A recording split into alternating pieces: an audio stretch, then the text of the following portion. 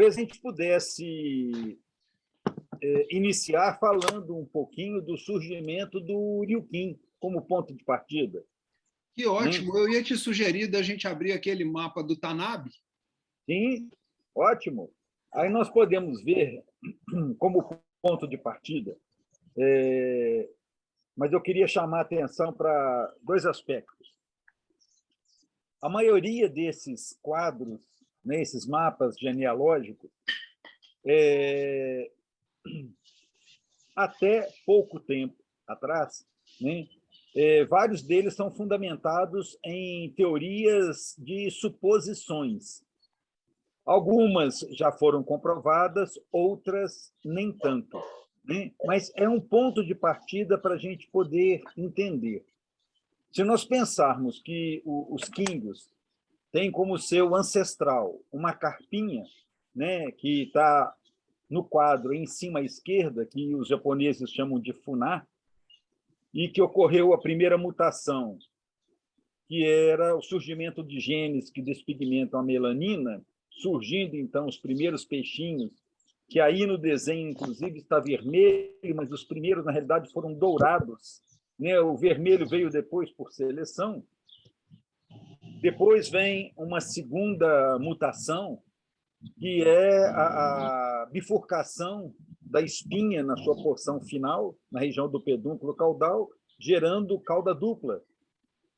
E, posteriormente, né, desse peixe, que é denominado como o Akin, vem o Ryukin. É importante a gente ter em mente que essas mutações não são coisas abruptas, que, por exemplo, de um Akin, com esse formato que aí nós encontramos no quadro, já nasceu direto um Ryukin, a coisa não é exatamente assim, né? Surgiram algumas pequenas diferenças que chamaram a atenção dos criadores lá na época, que começaram, inclusive, a cruzar aqueles peixinhos com um pouquinho mais de altura de dorso comparado com o Akin, foram fazendo cruzamento, selecionando a característica, até que chegou no ponto do que nós temos hoje, que continua sendo selecionado. Hoje nós temos alguns Ryukins que têm uma corcunda que é um negócio assim impressionante. Se nós olharmos esse quadro aí que o Tanabe nos apresenta, né, esse Ryukin hoje, né, do quadro, essa imagem, nos aproxima muito a um fanteio, né? O Ryukin de hoje, o Ryukin moderno, ele quase dobra essa altura, né, da região dorso ventral. Então, é interessante a gente ter em mente que essas coisas são muito lentas e gradativas, e se hoje existe toda essa variabilidade, é porque houve quem, no passado, enxergou, projetou e começou a fazer cruzamentos, selecionando para chegar no que a gente tem hoje. E isso é que é, no meu entendimento e prazer, a cachaça de criar químico, né? Você ir selecionando e ir construindo a morfologia que lhe agrade, que lhe chame a atenção, né? É isso que eu venho fazendo há algum tempo e me divertindo com esse contexto, né? Esse é o ponto de partida. E, óbvio, que fixar uma característica, uma determinada morfologia anatômica, isso leva tempo, gerações, né? Então, a gente vai divertindo com isso, né? Esse é o ponto de partida. É interessante chamar a atenção que as mutações que ocorreram para direcionar o surgimento do Ryukin é um conjunto de mudanças, né? Como redução do número de vértebras, né, na espinha, e também concomitante, né, ocorrendo encurtamento do comprimento da vértebra. Então, esse encurtamento e essa redução no número de vértebras levou, como se você pegasse o peixe e desse uma prensada nele, levou o bicho a ficar mais alto, né, mais corcunda. E essa é a característica. Como depois vários cruzamentos foram feitos, misturando um com outro, outro com um, e tal, pô, deu uma variabilidade enorme. Então, hoje, o padrão Ryukin, ele preconiza um peixe de corpo relativamente curto comparado com outras raças e apresentando aquela corcunda elevada, que é o que valoriza o ryukin. E, óbvio, apresentando um abdômen bem desenvolvido, que é exatamente para dar o equilíbrio, né, em termos de compensação do comprimento, que foi encurtado, e altura. Senão, vem aqueles famosos problemas de bexiga natatória, que o peixe fica anatomicamente desequilibrado e, consequentemente, ele acaba virando de barriga para cima, que não é nada desejável, né? Nem para o peixe, nem para a gente. Como ponto de partida, né, é isso aí.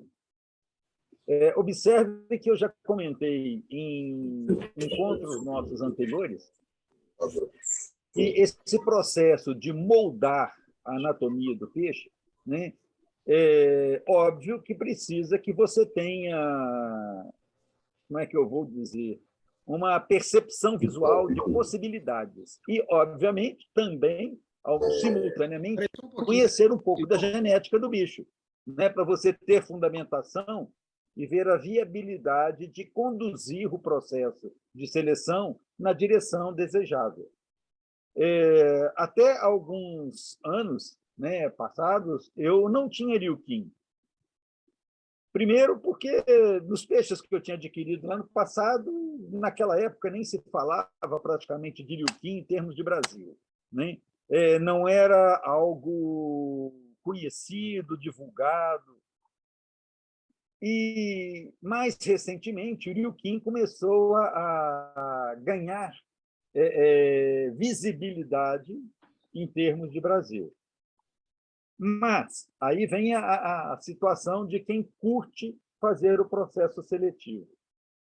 Como eu tinha peixes cuja origem no passado foram cruzamentos, né, oriundos de ryukin com o akin, e surgiu uma variedade que não está apresentada aí nesse quadro, que se chama o atonai. O atonai, ele é um peixe com um formato que varia em termos de comprimento de corpo entre o akin e o ryukin. Então, você tem uma variabilidade dentre o atonai de corpo mais longo e corpo mais curto. A dorsal mais desenvolvida, a cauda mais longa, e isso se resulta em função da combinação gênica que estava contida no akin e nos ryukins. E grande parte dos químbios aparentemente comuns que são encontrados nas lojas, dentro ou fora do padrão, grande parte deles são resultantes desse tipo de cruzamento e seleção, são o atonai. Então, com os meus atonai, e eu interessado em ter ryukin, sabendo que a origem do atonai foi cruzamento do akin com ryukin, o que eu pude concluir? Um atonai tem genes de akin e tem genes de ryukin. Então, se eu começar a selecionar para concentrar genes de ryukin e ir eliminando os genes de akin, eu vou fazer o encurtamento do peixe e, consequentemente, promover o desenvolvimento da corcunda. E assim eu comecei a fazer. Ok?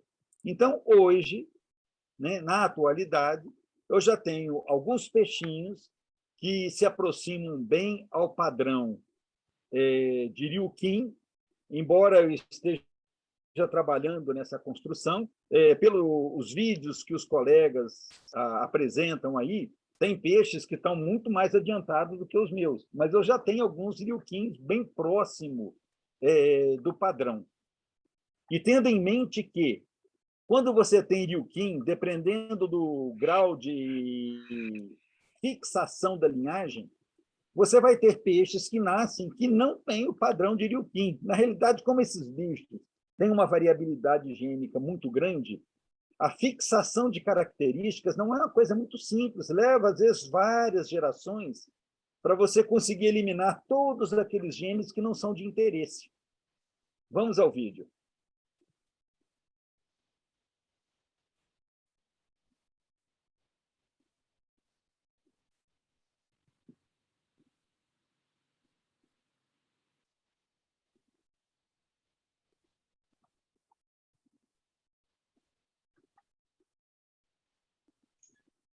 coloração linda essa aí, hein? Fantástica essa coloração.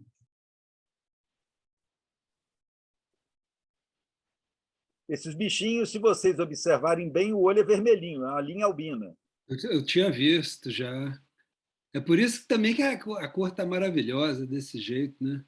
Mas tem mais coisa por trás. Observa agora o nível de corcundinha desse e do próximo.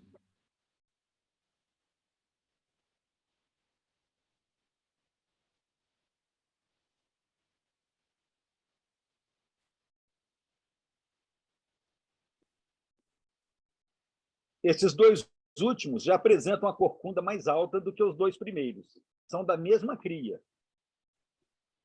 Ok? Uhum. E essa tonalidade é devido a esses peixes, embora albinos, mas eles vêm de uma linha de chocolate. Então, eles dão peixinhos dourados e dão peixes também avermelhados. Já tem, inclusive, alguns com um tom bem mais forte de vermelho.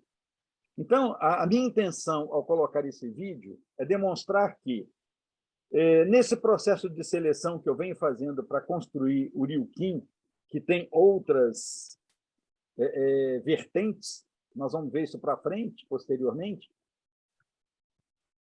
você tem variabilidade na turma entre os irmãos, voltando àquela minha fala de sempre da curva de Gauss, né? Você tem a distribuição gênica que leva bichos de maior alongamento corporal ou de maior encurtamento corporal, consequentemente, maior ou menor altura de ventre e dorso. Independente aí da coloração, que essa linha aí é um paralelo, que é uma linha albina, né? Eu acredito que mais umas 2 gerações eu já terei uma linha fixada de Ryukins albinos. Esse é o trabalho, essa é a cachaça, é isso que eu gosto. Ok? Então, à medida que você tem um pouco de noção de genética e você direciona o seu trabalho, existe uma grande chance de você alcançar o objetivo desejado. Só que não dá para fazer isso aleatoriamente, você tem que ter um mínimo de embasamento e direcionar o seu esforço no sentido de fazer cruzamentos característicos. Vou pegar um ponto específico. Aqueles 2 peixinhos primeiros e os 2 peixinhos últimos, eles não serão cruzados entre si. Os 2 últimos, sim, e os 2 primeiros também. Os primeiros para fanteio, os 2 últimos para Ryukin. Perceberam o direcionamento?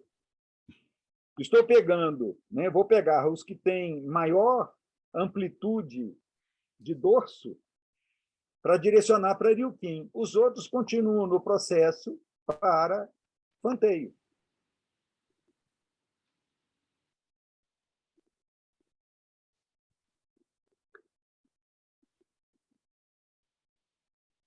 Maravilhosos, viu? Muito bonito esse peixe.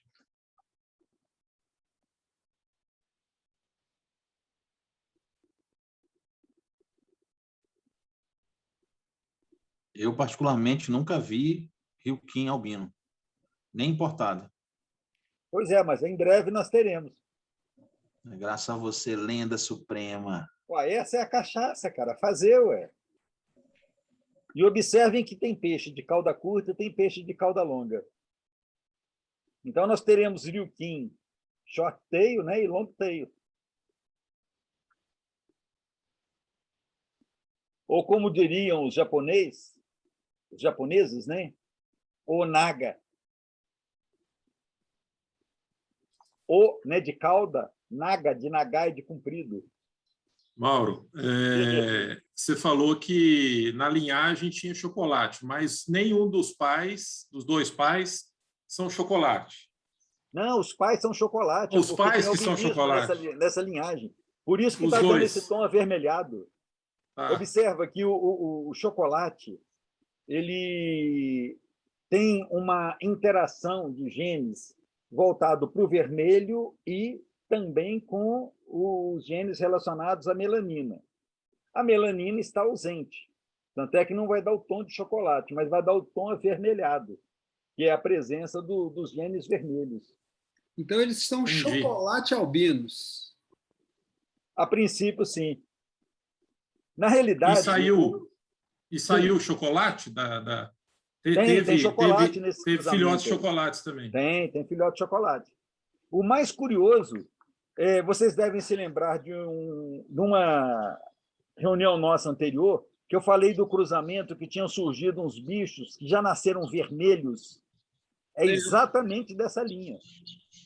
Só que são novinhos. Eu estou esperando esses vermelhos chegarem em fase reprodutiva para eu cruzá-los e ver se eles vão ficar totalmente... Os filhotes nascerem todos 100% vermelhos. Para mim é uma curiosidade enorme, mas é aquela história, é herança poligênica. Né?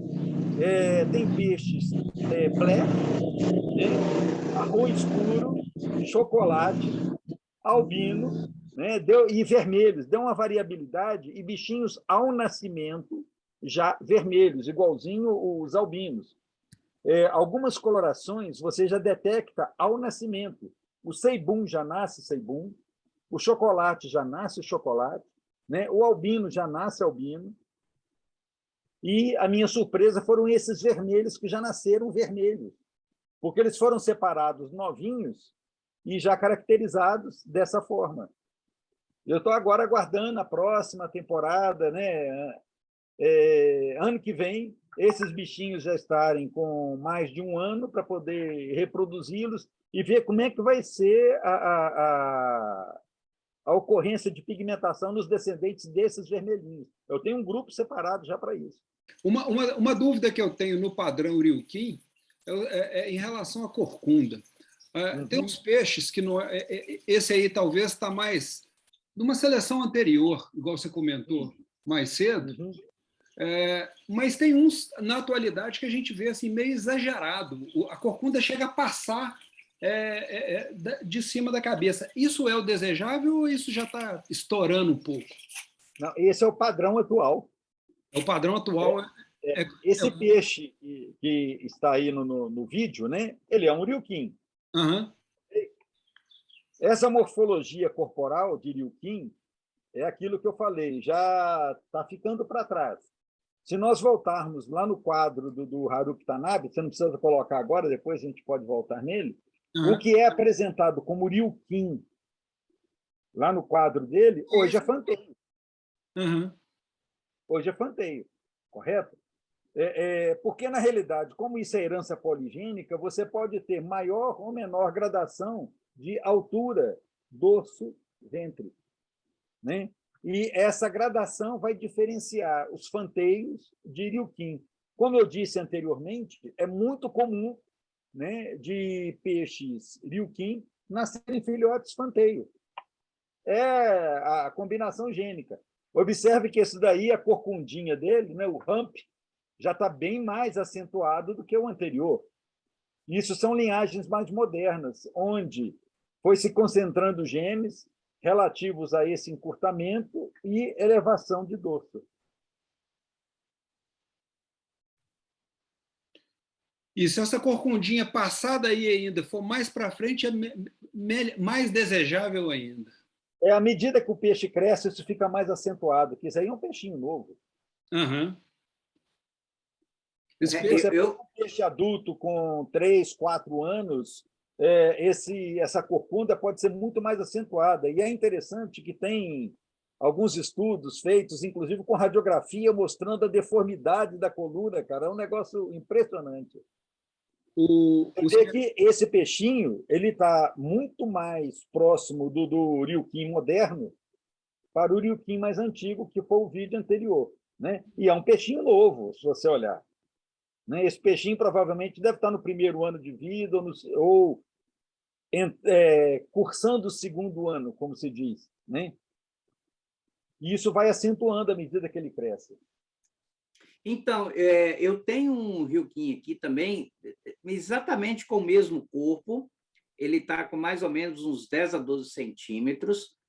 O problema que eu observo nele, né, é a dificuldade que ele tem para nadar, para ele se estabilizar na água. E eu vi que esse também, você vê que ele tem um esforço, porque ele tem uma caudal muito pequena, e o equilíbrio dele é terrível. O peixe parece que está o tempo todo tentando se equilibrar dentro da água. É isso mesmo? Está certo isso?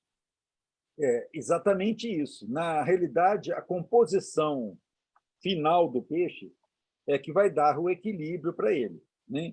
Se nós pararmos para pensar que o quinguio, né, original é um bichinho, uma carpinha comprida, extremamente selecionada ao longo de milhares de anos para se deslocar na água com eficiência, quando você pega um peixe desse bojudo, né, porque ele, além de corcunda, ele é largo, né, é um gorducho, óbvio que ele vai ter mais dificuldades de se deslocar. Esse equilíbrio é uma coisa muito individual. Tem riuquins de cauda curta que se equilibram muito bem, né? E isso só vai acontecer a partir do desenvolvimento final do peixe. Eu gosto tanto de riuquim de cauda curta quanto riuquim de cauda longa. A meu ver, os riuquins de cauda longa se equilibram melhor do que o riuquim de cauda curta, que é a questão da propulsão dele na hora de deslocar nadando, né? Mas eu gosto dos dois. Tem uns riuquins de cauda curta maravilhosos, cara. Maravilhosos. Esse parece já ter um equilíbrio bem melhor, né? O corpo dele é um pouco diferente, mas ele tem um equilíbrio bem melhor e a cauda dele é um pouco maior, né? Exatamente. Mas observe que esse peixe, pelo menos aqui pelo vídeo, a impressão que eu tenho, ele já está um pouco maior do que o anterior. E ele não tem a corcunda tão acentuada igual o anterior. Então, isso dá maior equilíbrio para ele, né? Por isso que eu falo que eu acho interessante, no processo seletivo, você ter riuquins de cauda mais longa, porque a cauda muito curtinha dificulta esse equilíbrio dele. E outra característica é que a dorsal desse peixe também é mais alta. Perceberam isso?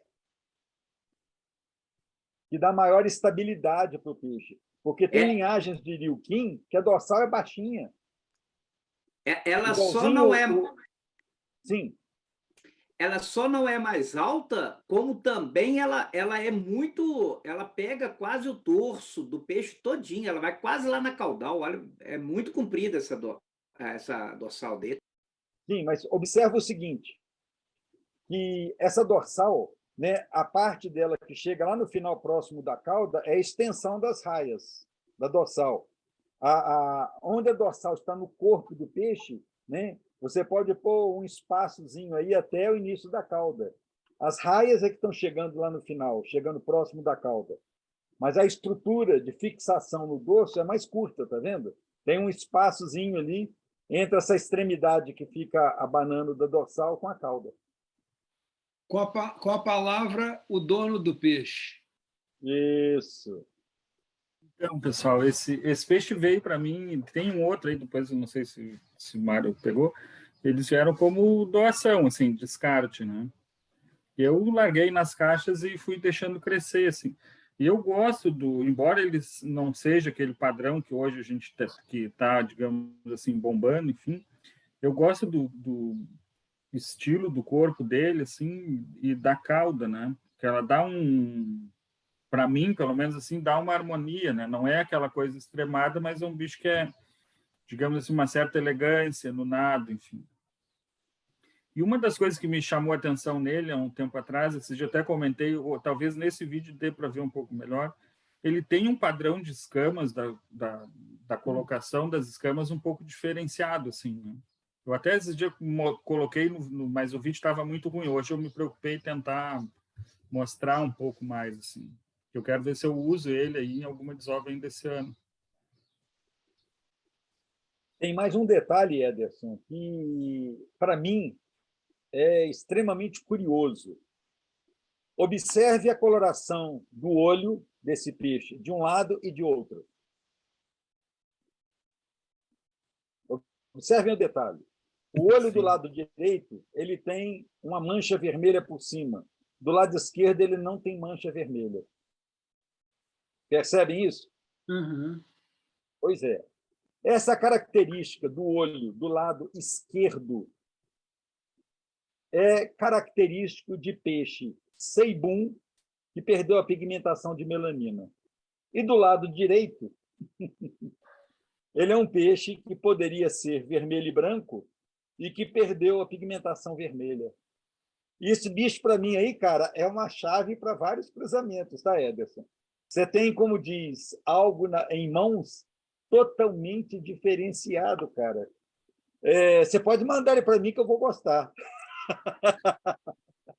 Eu quase mandei ele para a loja um tempo atrás. Aí eu botei ele no saco assim, olhei e tirei do saco de novo. Cara. Interessantíssimo. Eu estou falando isso, olha aqui, como é que as coisas acontecem. Eu descobri, esse início de semana, numa das minhas caixas de Iranchu, eu me deparei com um Iranchu Seibum. É algo que eu venho há tempos querendo, tanto é que me preparei para esse ano fazer determinados cruzamentos para daqui 2, 3 gerações eu ter Iranchu Seibum. E aí eu me deparo com um Iranchu Seibum numa caixa d'água. Falei, mas como? Né?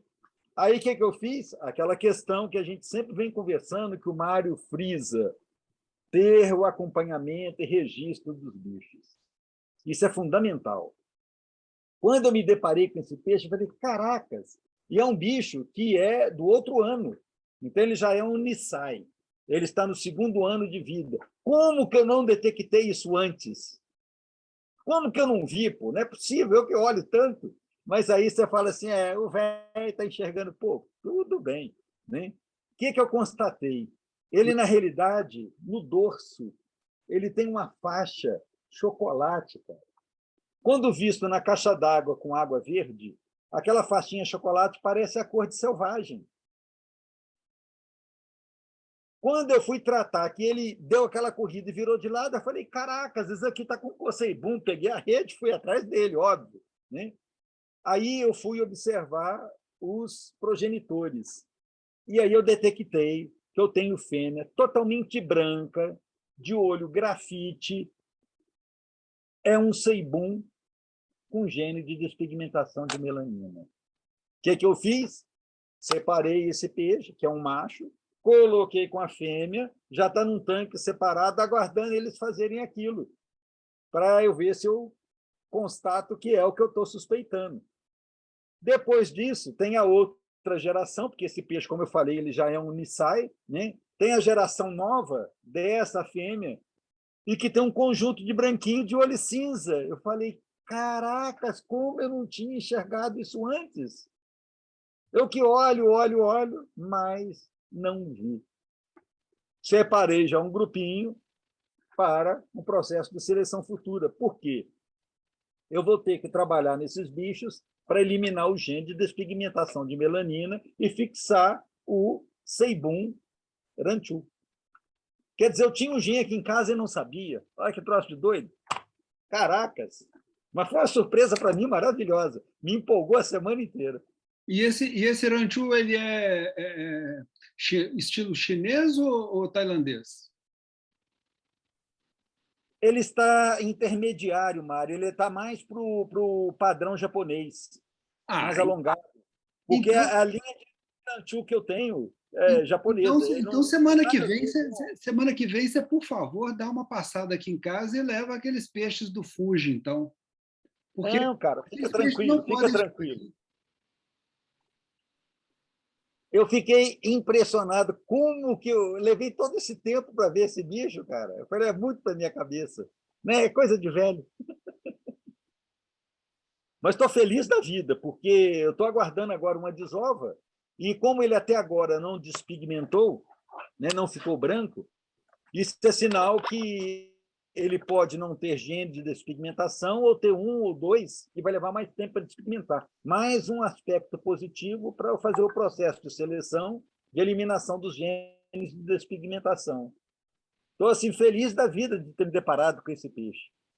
Da mesma forma que eu tenho uma outra fêmea, que até agora ela não despigmentou, ela está no padrão entre selvagem e black. Já deixei com ele também, porque se ela não tiver gene de despigmentação, 2 gerações eu começo a tirar direto o Ranchu Seibum. Eu não mostrei isso lá no grupo, não. Deixa eu mostrar aqui para a turma. Aqui, ó. Aí, ó, eu comprei um lote daqueles do Fuji um dia desses, e isso aqui que eu estou falando com o Mauro, ele precisa levar esses 2 bichinhos aqui, ó. Porque isso aqui encaixa no trabalho que você está fazendo aí. Eu não sei se eles vão despigmentar lá na frente, mas, de qualquer maneira, já é uma carga genética que complementa esse trabalho que você está fazendo, né? Exatamente isso. Como eu estou construindo lá o Ryukin albino, né? Porque nesse processo de seleção, paralelamente, eu também estou construindo o Tossaquim, e Tossaquim albino também. Eu já tenho peixinhos albinos para a linha Tossaquim com 180 graus de cauda. Como diz o Denis, lenda dos quinhos. É cachaça, cara, é cachaça. O gostoso é exatamente isso.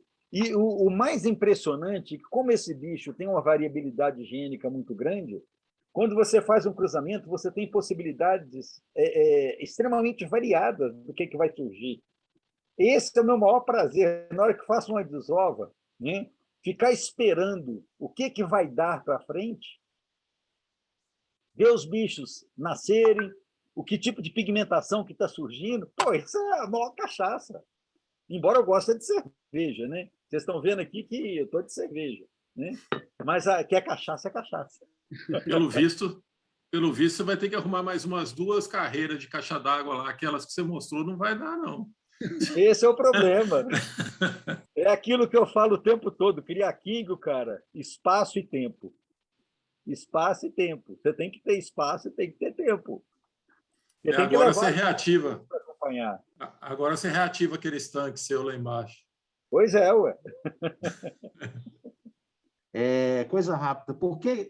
Mauro, por que os Ryukins negros são tão difíceis, Lenda? Eu nunca vi, por exemplo, eu nunca vi nem o negro, nem o albino. Vi hoje a primeira vez, eu estou aqui, as lágrimas estão escorrendo no meu rosto. Nunca tinha visto. Agora, e o negro, Lenda? Por que a gente não vê com certa facilidade? Novamente, herança poligênica. É questão de fixação de característica de pigmentação. Essa linha que saíram esses peixinhos aí albinos, que é de chocolate, eles vêm de black. Eu tenho, né, um casal, inclusive, que está sendo trabalhado para fixação para Ryukin Black. O macho é bem escuro, a fêmea medianamente escura. Tanto é que eu estou fazendo o cruzamento desse casal e uma fêmea Seibum, porque o Seibum ajuda a reforçar essa questão de pigmentação escura, porque no gene Seibum ele inibe a síntese de pigmentação vermelha, de pigmento vermelho. Então, eu estou fazendo, tem um tanque específico da linha de fixação de Ryukin para Black e Seibum.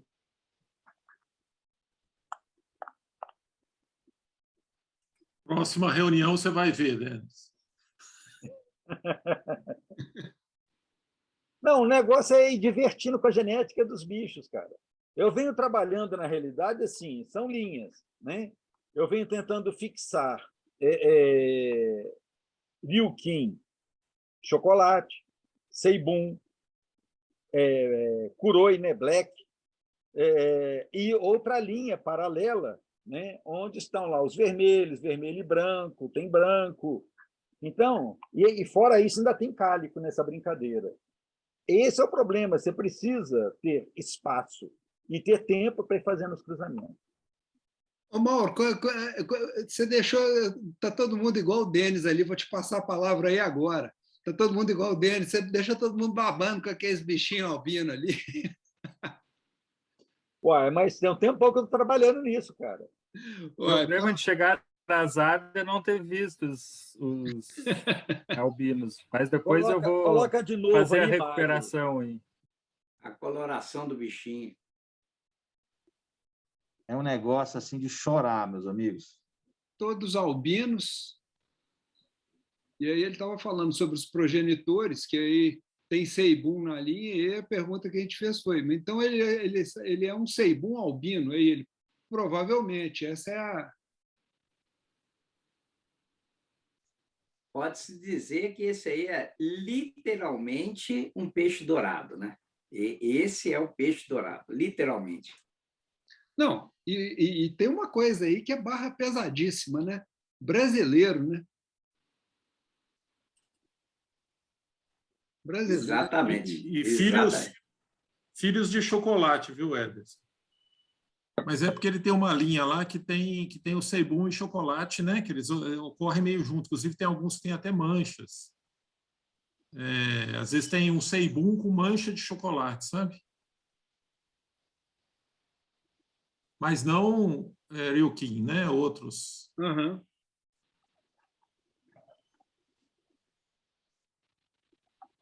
Ô, Mauro, Chega.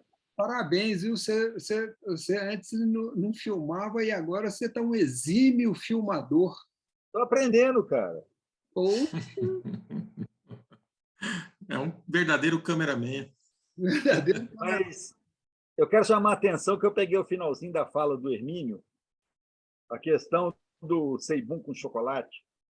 O que me despertou para fazer a construção do Tossaquim é porque a linhagem que eu tenho de Seibum, que eu adquiri lá no final da década de 80, do senhor Nelson Yamauchi, lá de Mogi das Cruzes, foi o primeiro casal, foi a primeira vez que eu vi Seibum na vida, eu babei, fiquei apaixonado pela coloração do peixe, que realmente para mim é um dos mais bonitos, não é dos mais raros, mas é um dos mais bonitos. E ele é interessante porque ele serve de base de cruzamento para outras colorações.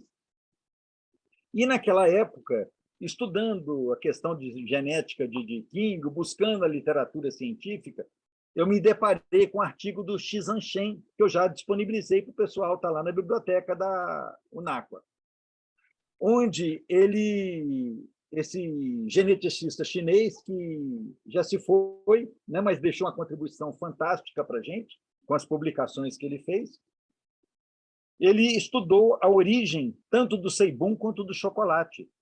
E eles tiveram origem, ao que tudo indica, a partir dos telescópios Black. Foram mutações dos telescópios Black, tanto é que os primeiros Seibuns eram telescópios. Posteriormente, com os cruzamentos, né, surgiram outras possibilidades. Quando eu adquiri o primeiro casal de Seibum, lá em Mogi, isso início da década de 80, final da década de 80, início da década de 90,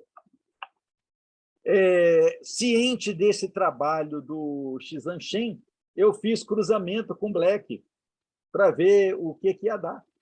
Né? Na realidade, fiz cruzamento com chocolate para ver o que ia dar. Por quê? Quando você cruza chocolate com Seibum, a primeira geração nascem bichos de cor selvagem, gradativamente escurecendo até preto. Quando você faz F2, vão aparecer Seibum com manchas chocolates e também Black, cor selvagem, parará. No meu entender, isso eu ainda não encontrei na literatura, mas fazendo um paralelo com o que ocorre nas carpas, nas Nishikigoi, a coloração vermelha, ou seja, o King totalmente vermelho, isso se deve a um conjunto de genes. Essa é a minha suspeição. Então, quando você pega um peixe que tem o conjunto, que teoricamente ele seria vermelho, se ele não tiver gene de despigmentação, né, que ele vai ficar escuro, e cruzar com o Seibum, de acordo com a distribuição gênica, o Seibum vai ter manchas vermelhas, que vai dar o chocolate, porque não desbota, né, em maior ou menor quantidade. Então, a coloração vermelha é determinada por um conjunto de genes que vai plaqueando o corpo e as nadadeiras do peixe. Não sei, não achei até hoje na literatura um artigo que destrinche isso. Essa é minha suspeição. Então, quando você faz esse cruzamento, no F2 vão nascer Seibuns com manchas chocolates as mais variadas, em diversas partes do corpo. Ok? Então, a partir desses bichos, pode sair, inclusive, né, na segunda geração, um bicho totalmente chocolate, ou seja, que ele tenha todos os genes vermelhos, cobrindo o Seibum. Eu já tive isso com alguns exemplares. Pouquíssima área do corpo Seibum, a maior parte chocolate. Então, a variabilidade de combinação gênica é muito grande. e é muito interessante.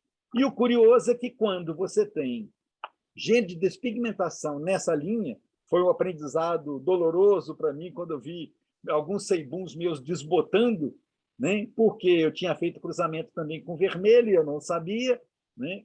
E aí o bicho fica o quê? Vermelho e branco. Onde era ceibum, ele fica branco, onde era vermelho, ele fica vermelho.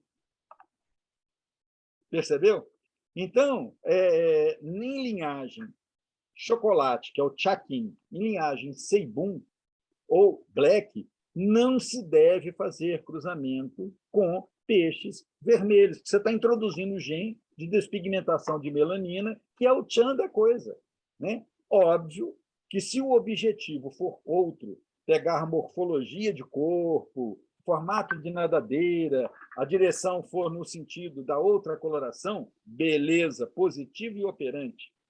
Eu suspeito, por exemplo, que lá nas origens desses ceibuns que eu tive, que eu adquiri, né, na realidade que eu tenho, muito provavelmente eles venham de fênix, que é aquele peixe no formato de corpo meio de olho de bolha, mas com a cauda longa e aberta, porque de vez em quando nascem alguns ceibuns com fragmento de dorsal. Eu estou, inclusive, com um grupo separado para cruzamento, para fixar e criar o fênix ceibum. O fênix é como se fosse um ranchu long-tail, não é isso? Na realidade, o ranchu ele tem vários formatos de cauda. No caso do fênix, ele tem a cauda longa e a cauda mais aberta. Imagina, por exemplo, um ranchu japonês com a cauda longa, mas aquele padrão Sim. aberto horizontal. Sim. Ok? Perfeito. Bem interessante. Na realidade, as possibilidades são muitas. Eu falo assim, eu amo esse peixe, que eu nunca vi uma genética de tamanha variabilidade. Nem cachorro, cara, que tem a diversidade que a gente conhece, esse bicho é muito maior. Uma plasticidade, que é um negócio assim... Aquele ceibum que você me deu, lembra? Sim. Eu trouxe para o Nordeste, né? Você sabe, né? Eu não ia deixar em Belo Horizonte. Eles estão comigo. Sim. Um deles perdeu a coloração. Um deles ficou branco e... Mas você tinha me falado, lembra? Uhum. Um permaneceu e o outro realmente teve essa mudança que você está falando. É porque certamente ele tem algum gene de despigmentação. De vez em quando, aqui acontecem alguns. É aquilo que eu tinha, inclusive, informado para o Glauco lá atrás, que o padrão panda, né, não é algo fixável. É peixe ou ceibum ou curoi, né, black, que tem gene de despigmentação. Quando o peixe começa a despigmentar por a interferência desses genes, ele começa geralmente clarear da barriga para o dorso. A maioria tem essa expressão. Então, as células que estão na região mais superior, elas tendem a produzir mais melanina, como se fosse um mecanismo de compensação. Aí o bicho escurece, que não, se ele for ceibum, você nem vê que ele é ceibum, ele fica preto. Só que vai desbotando até chegar no dorso, né? Então, o padrão de coloração de panda, né, não é algo fixável. O que tem fixável é os col, né, os vaca lá holandesa preta e branca, que é o interesse dele, mas isso vem de linhagem o quê? Cálico. Não é o peixe metálico normal. Pelo menos é o que eu conheço, tá? Se surgir alguma possibilidade nova aí, vai ser muito interessante. Como hoje já tem linhagens de king, o hexaploide, octaploide, é possível que se possa conseguir isso a partir desses peixes, mas, embora isso possa acontecer, o que deverá ser real é que eles vão levar muito mais tempo para despigmentar. Mas deverá despigmentar, né? A não ser que seja fixado a partir de linhagens cálico. Eu já havia lido alguns artigos de alguns amigos, né, que são criadores fora do Brasil, e eles apontavam o seguinte, não só a questão dos artigos, mas a experiência também deles, que a alimentação seria um gatilho para problemas de possível flutuabilidade. Na realidade, nós temos que ver um pouquinho antes disso, antes de entrar com a ração. O processo de maturação do tubo digestivo de quindio, na maioria dos peixes, né, em condições naturais, o que é que nós temos de concreto? O peixe se alimenta de organismos vivos, de plâncton, né? O plâncton tem um papel excepcional no processo de maturação do tubo digestivo do peixe. Por quê? Como o peixinho, a larvinha, que está começando a ingerir alimento, ela não tem um tubo digestivo amadurecido, os processos digestivos ficam, como é que eu vou dizer, fraquinhos, pouco eficientes. E a alimentação viva, quando o peixe come um alimento vivo, ele arrebenta esse alimento vivo ao mastigá-lo, ao ingeri-lo, as enzimas existentes nesses organismos é que promovem o início do processo digestivo e, ao mesmo tempo, maturação do tubo digestivo do peixe. Quando você faz a mudança de alimentação para ração, esse processo tem que ser gradativo. Observe o seguinte, vou fazer um paralelo que não é exatamente a situação. Se você ficar 1 mês, 2, 3, sem tomar leite, e depois você tomar leite, você vai ter uma produção de gases que é complicado, uma flatulência daquela caprichada. Por quê? O organismo ele se adapta ao tipo de dieta ingerida. Se você para de ingerir leite, produtos lácteos, do modo geral, o seu organismo para de produzir enzimas digestivas voltadas para a lactose. Essa enzima chama lactase, que quebra a lactose. Então, você tem que, depois, gradativamente, ir readaptando o seu organismo para que ele volte a se acostumar com o leite, produtos lácteos, e produzir lactase, porque o organismo é extremamente econômico, ele não gasta energia para produzir aquilo que não é útil. Ele trabalha de maneira extremamente eficiente. Então, quando você introduz uma ração que tem produtos que não fazem parte da dieta natural do peixe, o que vai acontecer? O peixe, naquele momento inicial, não tem enzimas específicas para aquele substrato, aqueles componentes da ração. Então, isso é processo gradativo. Você tem que fazer lentamente essa transição, não dá para fazer uma mudança brusca. Ok? Então, posteriormente, à medida que o peixe vai adaptando, você pode passar a usar ração comercial, ração, inclusive, com soja, que, em termos proteicos, ela é excelente, mas requer um processo adaptativo. Porque, para o peixe, é muito mais tranquilo ele fazer digestão daquilo que ele está geneticamente programado, né, que são os alimentos vivos ou componentes de origem animal, do que ele comer soja. E como ele leva mais tempo para fazer essa adaptação, aquilo que ele não está digerindo vai ficar no tubo digestivo, sofrendo ação de quê? Da microbiota, dos micro-organismos que tem no tubo digestivo. E aí vai sofrer processo de quê? Fermentação. Fermentação vai dar o quê? Gases. Gases vai ter expansão intestinal. Expansão intestinal, o bicho desequilibra.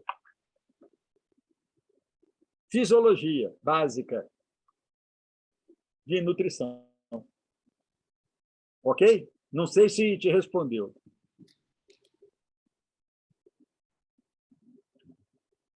Lenda, você... A emoção me cala. Muito obrigado, Lenda, você é o cara.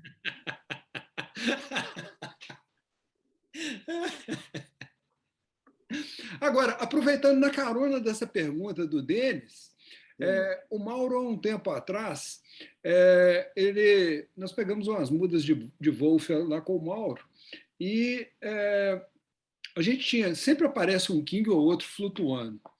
E o Mauro, não, os peixes gostam demais, e eu percebi duas coisas e eu queria saber se isso se confirma. Primeiro, é que voltei agora, visitei uns peixes, uns caras criando uns kingues lá. Não, meu king não come Wolffia de jeito nenhum. Aí eu pensei assim, não deve estar condicionado, então acho que deve ser uma questão de condicionamento. Aí você coloca uma vez, aí o bicho não sai comendo imediatamente, então acho que é condicionamento. Mas a minha pergunta é no seguinte aspecto. Nós adotamos como prática, os peixes comem ração, sei lá, umas 2, 3 vezes por dia, mas tem 1 ou 2 passadas de Wolffia por dia. E na Wolffia eles avançam, todos. E eu passei a perceber um problema, deu uma diminuída drástica. partir. E aí eu fiquei, eu tracei um paralelo na minha cabeça, assim, é que nem os peixes estão comendo uma salada e isso está fazendo bem para o sistema digestivo. Faz sentido? Exatamente. Observa, a Wolffia, além dos valores nutricionais diretos, que são sais minerais, pigmentos, proteína, ela ainda tem fibras que favorecem o trânsito intestinal. Então, você reduz problemas do peixe ficar com um fluxo intestinal lento, porque muitas rações podem levar a isso, né? E, consequentemente, um fluxo intestinal mais lento, fermentação e o desdobramento disso. Motivo pelo qual dos tratamentos preconizados para peixe, quando está com problema de flutuabilidade, é o quê? Alimento vivo. Lógico que a flutuabilidade pode ser ocasionada não pela dieta, mas sim por aspecto genético. É outra coisa. Aí, no aspecto genético, sinto muito, mas a combinação gênica não foi a mais favorável.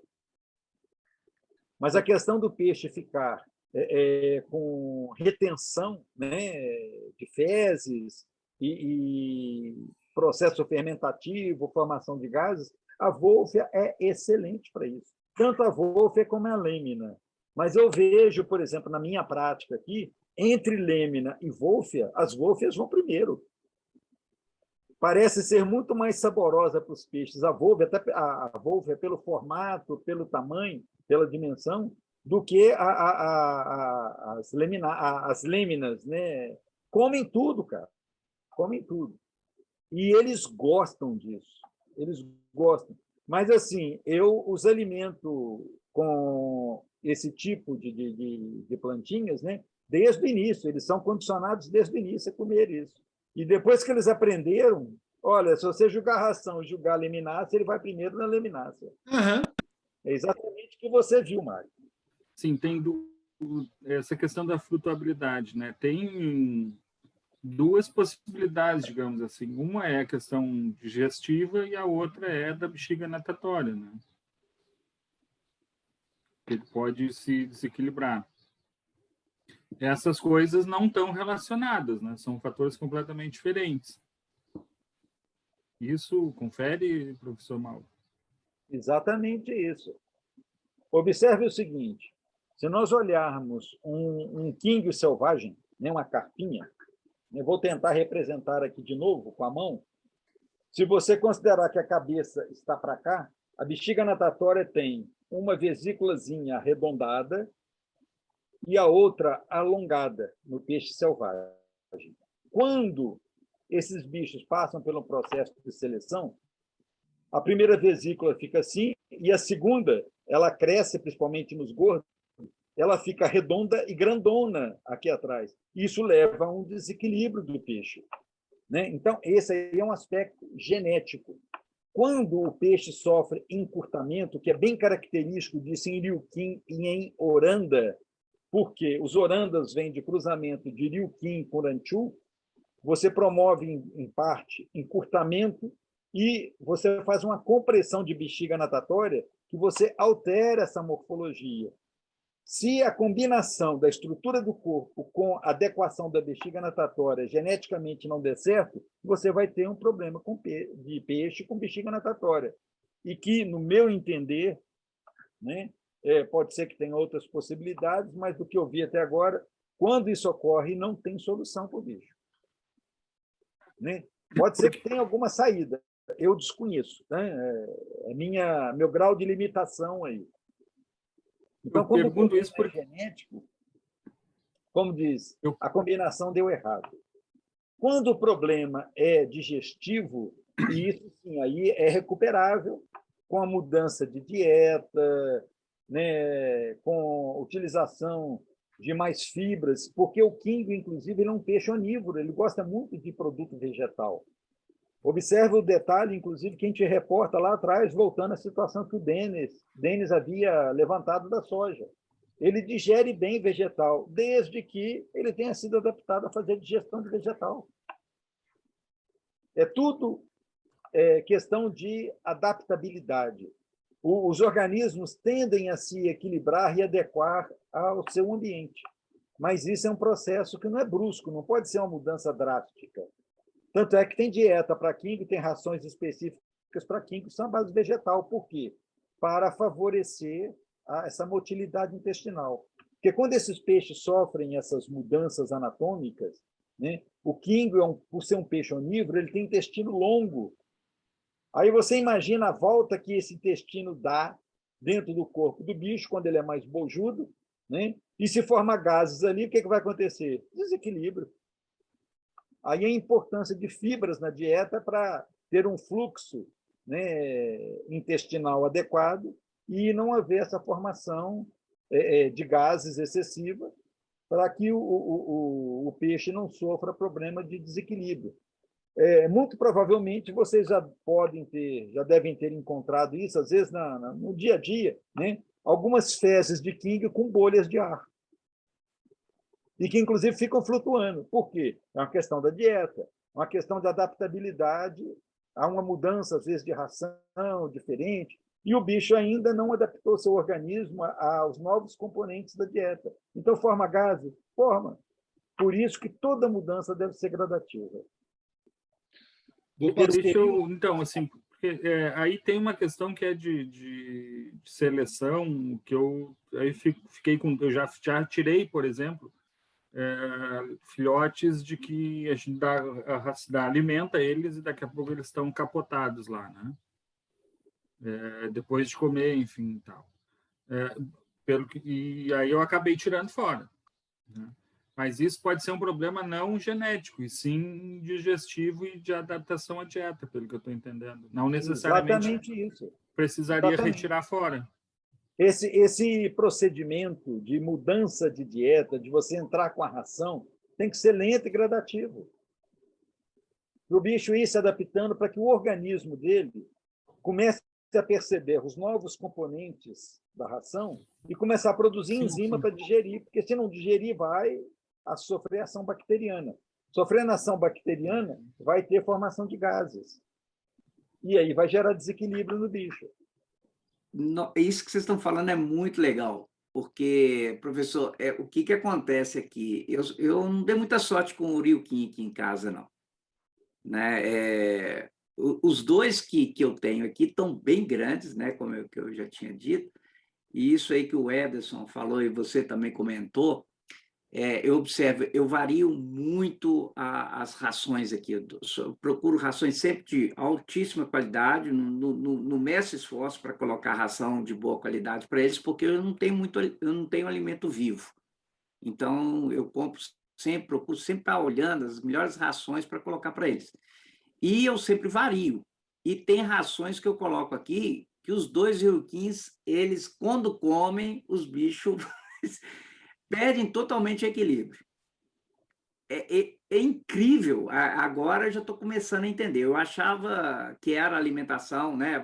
Coloca alimentação, eles vão comer. Mas não é sempre que, né, toda ração que eu ponho que eles viram, né? Que eles começam a ficar desequilibrados, têm dificuldade para se equilibrar e tal.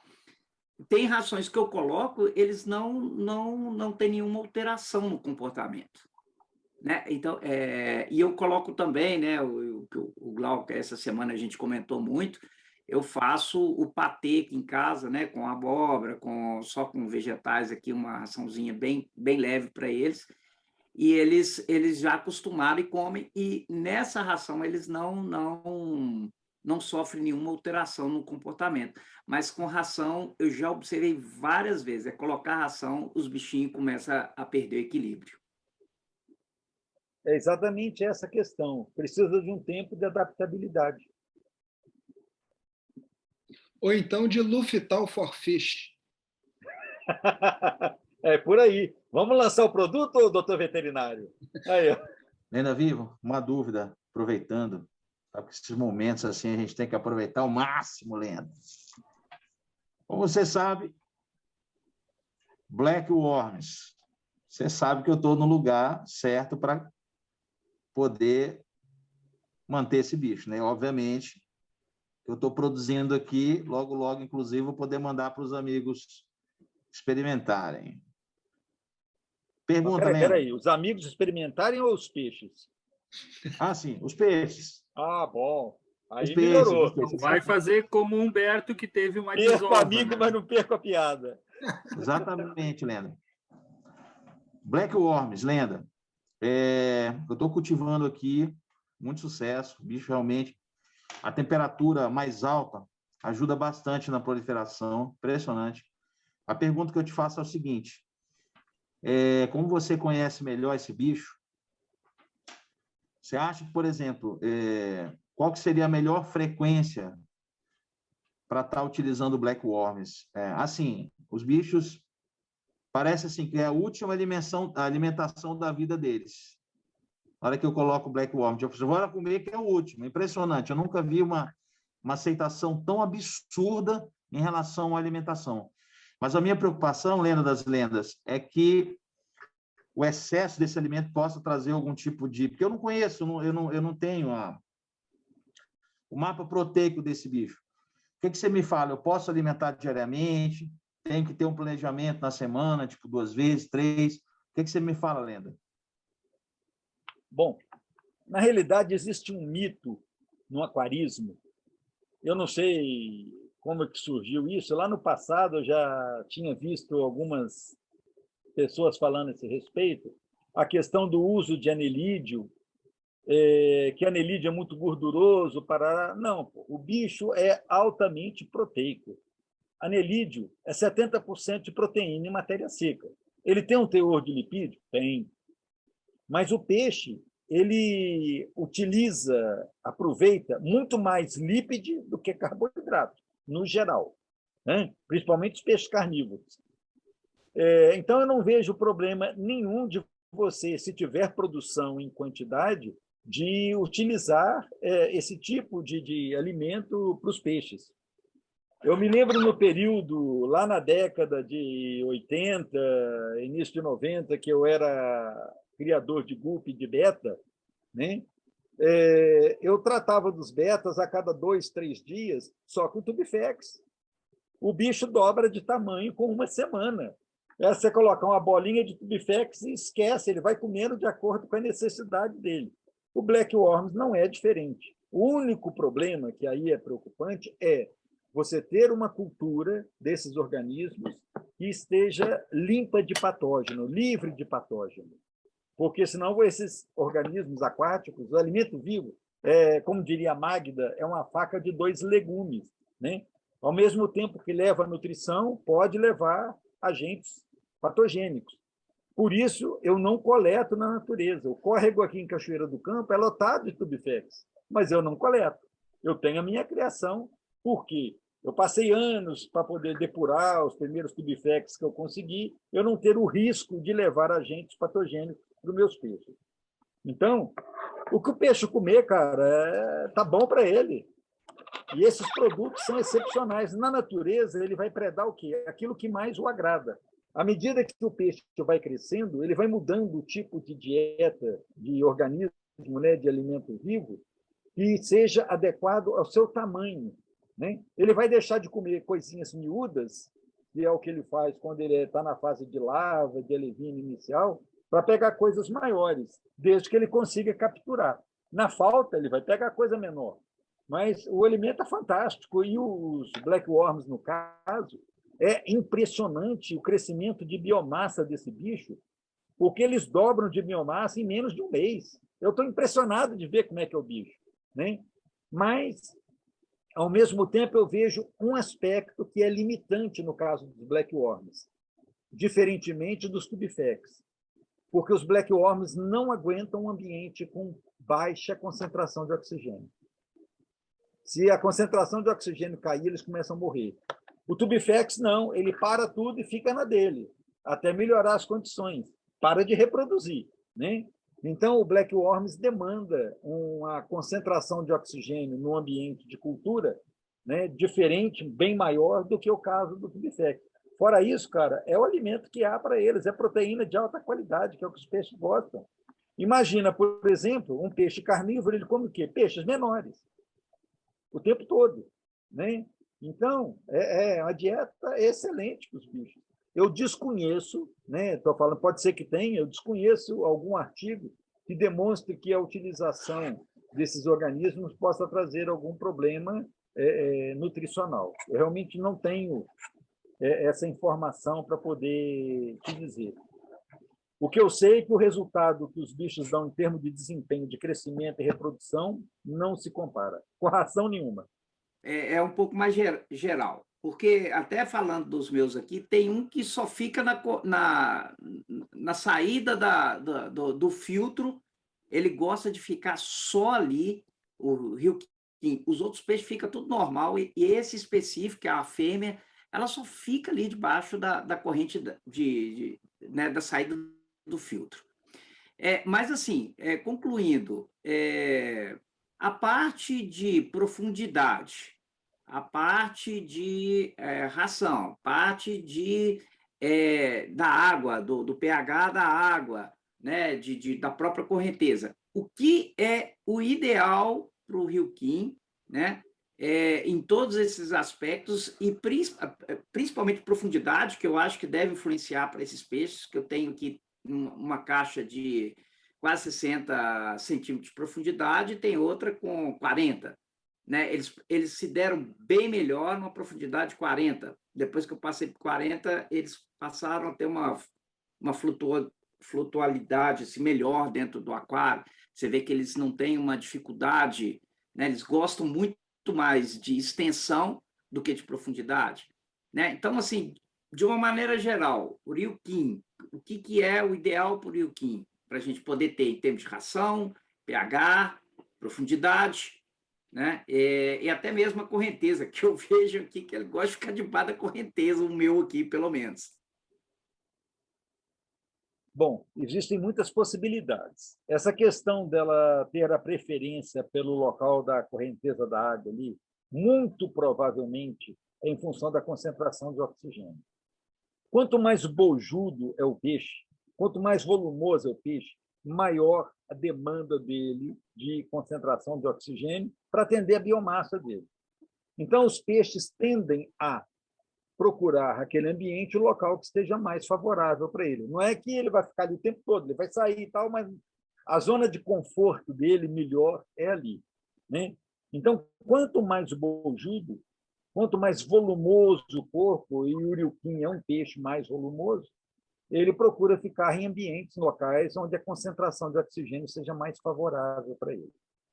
Quanto à coluna d'água, é uma outra coisa. Quanto mais profundidade tiver, maior é a pressão em cima do bicho. Né? Então, novamente, ele vai procurar o quê? Um ambiente que seja mais favorável para ele. E aí cada um indivíduo vai buscar aquele ponto que seja de maior conforto. Correto? Eu observo, por exemplo, que filhotinhos novinhos, né, eles vão com a maior facilidade a 60, 80 centímetros de profundidade. Eu tenho tanques assim, eu tenho tanques de 1 metro de profundidade. Eles vão lá embaixo como se nada tivesse acontecendo. À medida que eles vão desenvolvendo, eles começam a mudar essa distribuição na coluna d'água. Porque aí tem uma pressão, o corpo ficando mais volumoso, correto? Observa que, em condições naturais, de acordo com a espécie de peixe, né, eles escolhem ficar mais na superfície, a meia coluna, ou ficar no fundo. São características de cada espécie.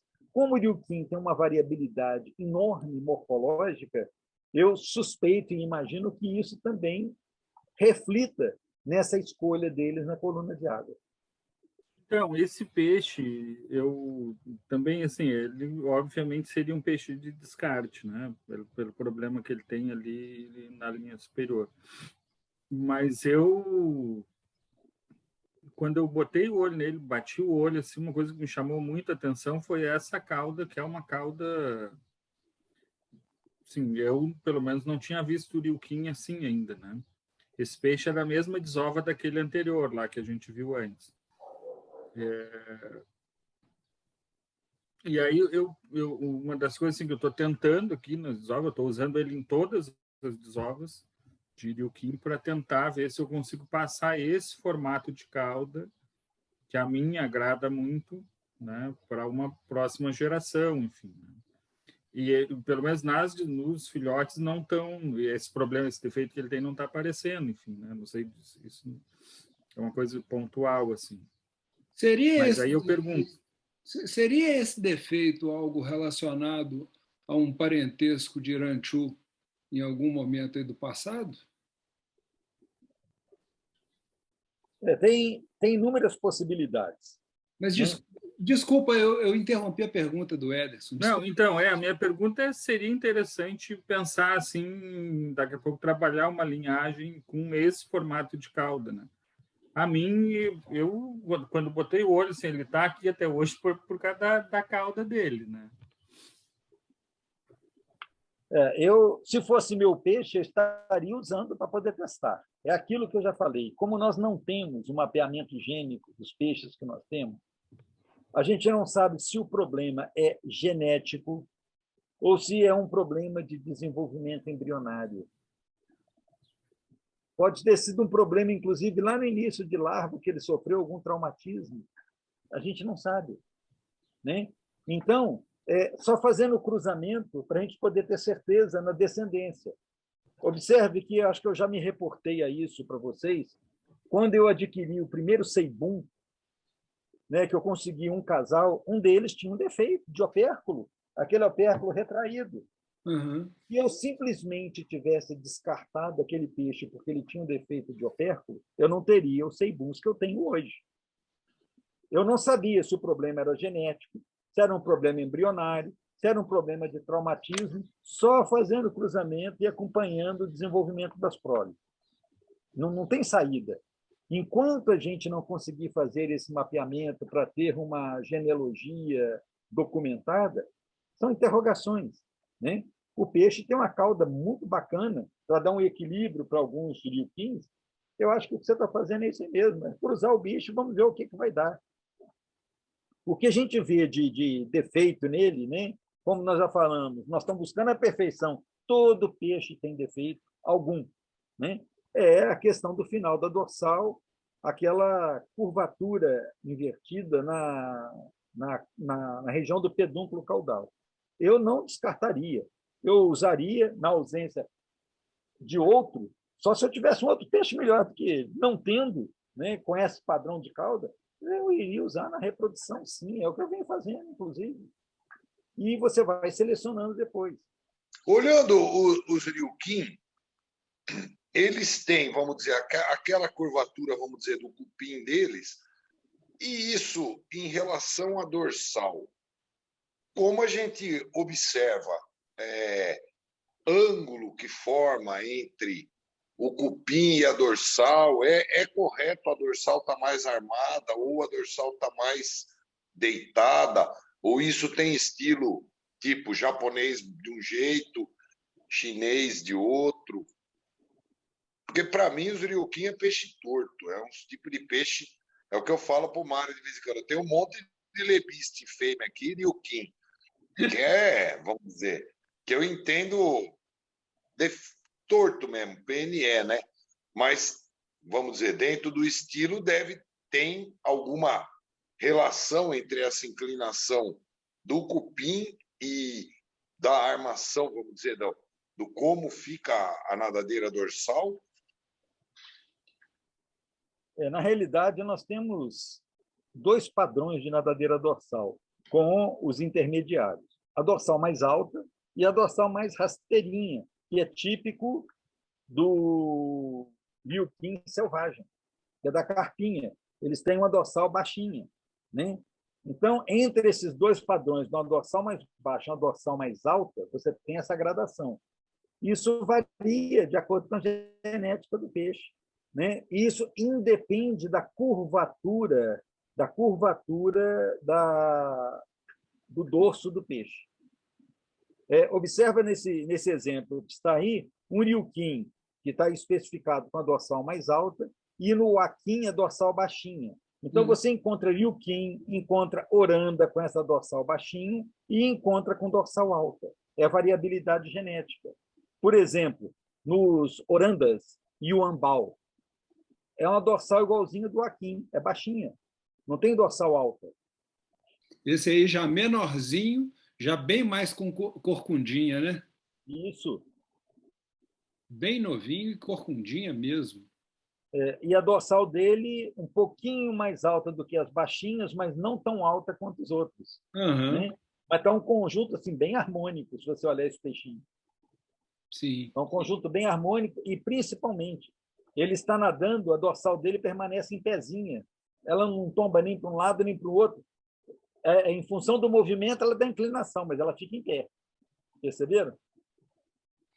E aquilo que você comentou, né? Apesar da cauda ser pequena, ele tem equilíbrio. Tem equilíbrio. O conjunto está harmônico. Geralmente, nessa idade, se ele está harmônico assim, quando ele cresce mais, a tendência é que ele continue harmônico? O esperado, sim. Pode ser que, por exemplo, o bicho desenvolvendo mais, por exemplo, a dorsal cresça mais, ela tende a inclinar. É aquela história, o Sérgio.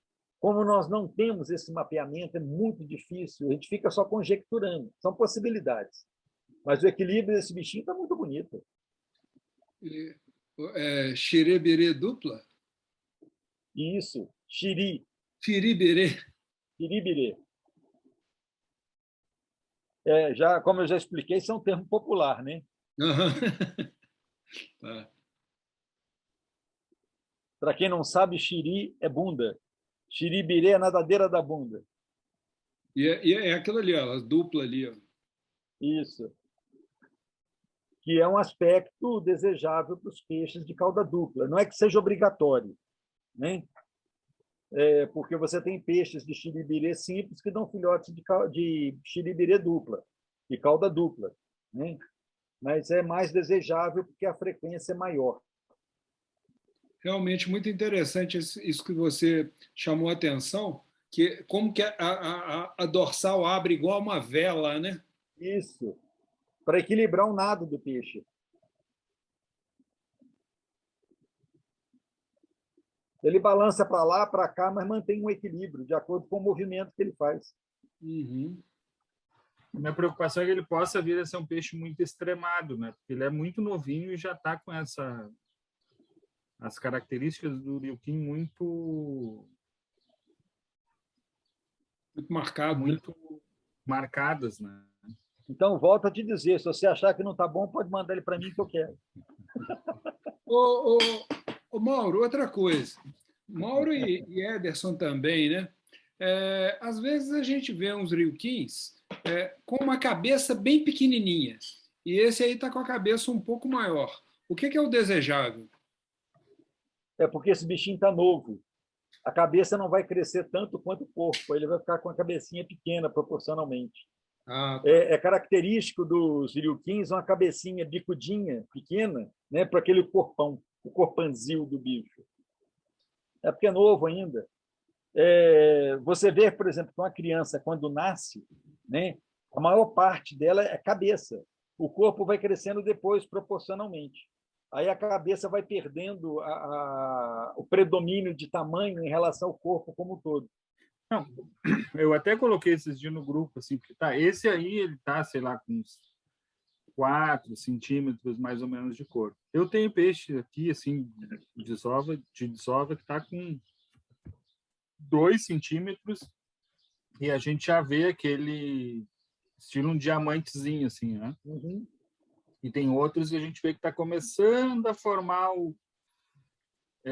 em termos de seleção, assim, eu até coloquei esse dia no grupo perguntas que a gente arrisca o que seria o melhor, né? Arriscar esperar que ele venha a desenvolver ou arriscar já com esse que já desenvolveu que ele possa vir a ser um peixe muito extremado, enfim. Porque o Ryukin sempre me preocupa assim, de vir a ser um bicho que a gente vê às vezes que não vira uma bola, né? E me preocupa assim de na seleção começar a selecionar uns bichos muito extremados. Né? Na realidade, o que eu te diria é o seguinte: nós voltamos àquela situação lá do início, dupla. espaço-tempo. Né? Por quê? Você tem que acompanhar o desenvolvimento desses bichos para ver qual é o equilíbrio que ele vai ter no final. E pode ser que esses peixinhos muito precoces não tenham um bom equilíbrio no final das contas. Por exemplo, em guppy, aqueles peixinhos que pigmentam mais cedo, os machinhos, não prestam, no geral. Né? Aqueles mais tardios, que desenvolveram mais o corpo para depois apresentar pigmentação, são peixes muito melhores. Como, novamente eu digo, a gente não tem ainda esse acompanhamento, esse mapeamento, essa experiência, essa vivência que nós estamos começando, é que vai nos determinar e nos direcionar o que é melhor. Então, volto a dizer, paciência, acompanhe os bichinhos, vamos ver o que vai ser lá no final. Observem que os japoneses usam uma terminologia que é muito interessante, né? Que é o tosai, o peixe que está no primeiro ano de vida, está crescendo, o nisai, que está no segundo ano de vida, o tosai não completou um ano ainda, o nisai não completou 2 anos, né? Então ele está no primeiro ano, está no segundo ano, e o oiá. Oiá, traduzindo literalmente, significa pai e mãe. Ou seja, só a partir do 3º ano é que eles vão escolher o peixe que vai ser pai e mãe, que vai para a reprodução. Porque ali ele já tem as características bem definidas de expressão gênica que deverá, supostamente, manter aquele padrão. Antes disso, né, a gente está tomando uma atitude um pouco precoce. Pode ser que sim, pode ser que não. Ok? Então, é aquela velha história, espaço, tempo. E acrescentando o 3º, né? Paciência. Só para a gente fechar aquela pergunta, Mário, que eu fiz, o professor respondeu 2. Profundidade lá, a questão da... Muito interessante a questão da correnteza lá, apesar de eu ter um compressor lá dentro, né, realmente ele é bem corpudo, já está com 12 centímetros, então pode ser essa questão de procurar por mais oxigênio. E a última questão que eu queria, aí no caso, né, todos aí, né, que já têm mais costume com o Ryukin, é a questão da alimentação. Nós já comentamos aqui, né, o professor comentou várias vezes aí a questão de produção de gases aí que provoca o desequilíbrio. Mas então, qual que é a alimentação mais adequada para a gente colocar por Ryukin, a base, né, mais proteica? Qual que seria aí a alimentação mais adequada por Ryukin para a gente não evitar os problemas de bexiga, né, de flutualidade aí? Na realidade, o que se preconiza, o que eu já li de diversos autores, tanto para crescimento de Wen quanto para crescimento do ramp, proteína. O ramp é corcunda, né? E no crescimento da corcunda também lípide. Anatomicamente, ao que parece, essa região mais volumosa é acúmulo de gordura no peixe. Então, uma dieta mais rica em lipídio, além da proteína, favorece a formação da corcundinha do bicho. Por isso a importância do alimento vivo, porque é o que eles têm mais, lípide e proteína, diferente das rações. E nas rações, no modo geral, o que o pessoal valoriza e fica mais atento é o teor de proteína, né? E os demais componentes. E peixe utiliza muito bem lipídio.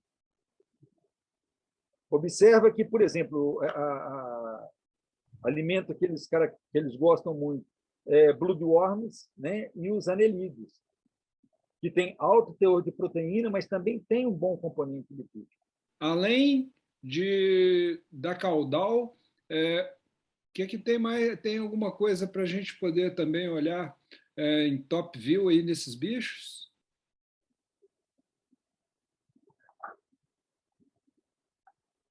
Esses aí esse maior aí é aquele Ryukin que a gente viu de lado, o importado. Sim. Observe a largura do corpo do peixe. Esse vermelho é o mais bojudo. Uhum. O vermelho o branco com a mancha vermelha, ele é mais afilado. Percebe? Sim. Então, para maior estabilidade do peixe, o corpo mais avolumado na região abdominal é mais interessante. Ele dá uma ideia de um bicho muito mais parrudo, né? O Exatamente. peixe fica muito maior. Exatamente. Se você olhar o branco com a mancha vermelha, ele está intermediário entre os outros dois. Quer dizer, intermediário não, ele é o mais fino. O menorzinho aí, que é o vermelhinho de cabeça branca, está bem bojudinho, ele está menor, né? Mas ele em termos de morfologia corporal, está melhor do que o branco com vermelho. Pode ser também questão de ângulo de filmagem, que a gente, às vezes, o branco tende a ficar mais afinado, né? Na imagem que eu estou vendo aqui, me dá essa impressão. Não, mas é isso mesmo, é isso mesmo. Inclusive, aproveitando até o comentário do Sérgio ali, essas raízes ali, ó, aquilo ali é alface d'água. Esses peixes comem um volume de raízes que é uma coisa absurda. A beirada onde eles ficam, geralmente, é toda ruída. Eles comem muito aqui aguapé, Mário. Mas aqui também o aguapé, eles detonam o aguapé aqui, arrancam as raízes do aguapé aqui, terrível. Mas você vai ver a hora que você der Wolf, aí vai preservar um pouco os aguapés. Não, até ver se confere aí com o professor Mauro. A cabeça desse mais claro, ela parece mais pontuda, assim, né, olhando de cima. O que seria mais... seria uma cabeça mais correta, digamos assim, ignorando o resto, né? Porque os outros estão mais dentro, o corpo está mais dentro do padrão. Super interessante essa sua pergunta, porque, inclusive, a inserção dos olhos desse peixe é diferente dos outros devido ao formato da cabeça. Exatamente isso daí. A cabeça desse peixe ela é mais bicuda. O interessante seria a gente ter a possibilidade de vê-los lateralmente para ver como é que isso fica, né? Porque o que nós temos hoje de concreto? Um uriuquim, né? Ele é avaliado de vista lateral, não é vista superior. Diferentemente do ranchu japonês, né? E a escolha é o top view, né? Visto por cima. Diferente do ranchu tailandês, que a vista é lateral. Tanto é quando você inverte a visão, né? Às vezes o bicho não fica tão interessante quanto. A diferença da dorsal para aquele peixe do Ederson é notória, né? Essa aí já fica um pouco mais deitado a hora que o peixe está nadando, né? Uhum. Geralmente, quanto mais alta a dorsal, maior a tendência dela inclinar, né? De acordo com o movimento. Uhum. Mas realmente é bem interessante agora a vista lateral, que você vê que os olhos estão inclinados para frente, né? Bem curioso isso nesse peixe. Não, essa que é a história. Você avaliar o peixe, você tem que ver o conjunto todo. Você o vê lateralmente, você o vê por cima, né? Ver a harmonia, o equilíbrio do peixe, mas está um peixe bonitinho, cara. Essas discussões nossas para poder ir discutindo sobre o padrão, sobre o formato, sobre a cor, a nadadeira, por cima, pelo lado. É impressionante como que eu consegui olhar para os ranchu e já ver o bicho de uma forma, já fazendo uma seleção mesmo. E estava faltando essa conversa hoje do Uriuquim mesmo, para poder a gente dar um overview aí sobre o que contempla grande parte da maioria do que a gente tem aí de Kingyo, né? Mas é exatamente essa realidade. Você que trabalha mais com gado, né? O foco é o quê? Carcaça, para a produção de carne, né? Se você pega um gado de leite, linha de perfil de dorso é fundamental, abertura de anca para poder ter sustentação de úbere, né? O peixe é a mesma coisa, é treinamento, né? Isso aí, a cada dia que a gente vai observando, vai detalhando, vai vendo mais uma coisa, outra, a gente está sempre aprendendo, sempre descobrindo algum novo detalhe e que passa a ser relevante. Por isso que a gente precisa estar sempre aprendendo, sempre estudando.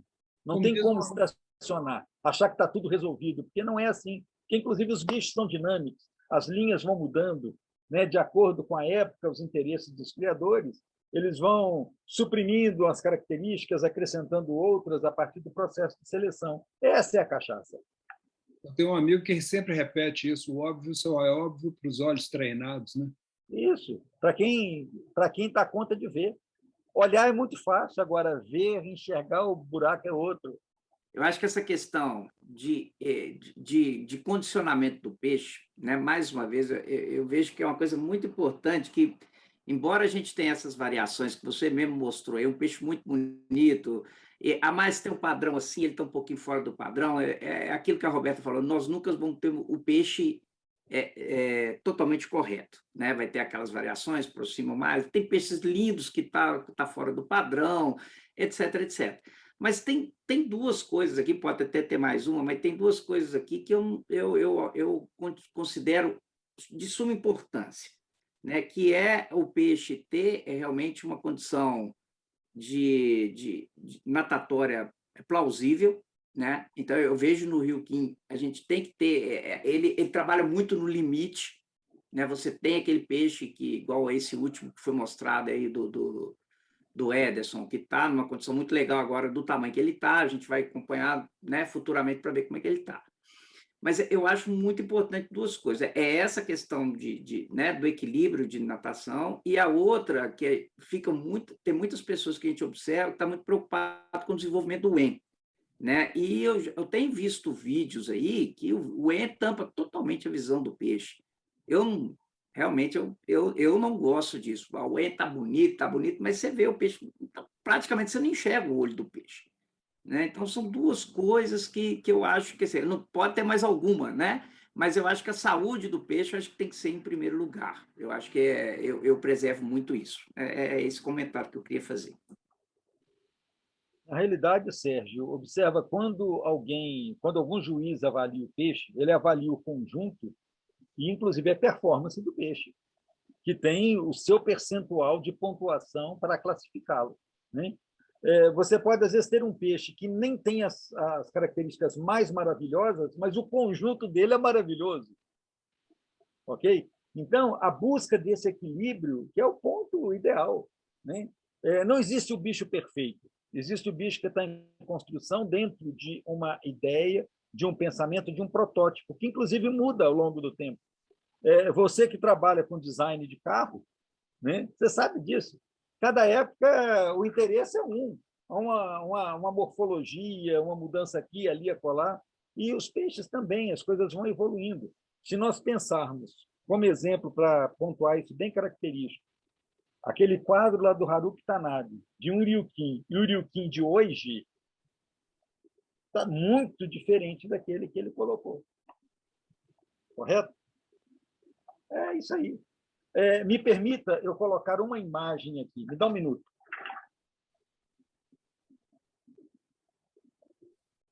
Quando o professor pega lá, eu acho que essa questão que o Sérgio traz é o velho debate entre virtudes e faltas, né? E tal, assim, a gente tem muito... Essa imagem vai ficar legal para vocês, que eu estou pegando aqui de um livro. Né? Olha o que era padrão de Ryukin há um tempo atrás.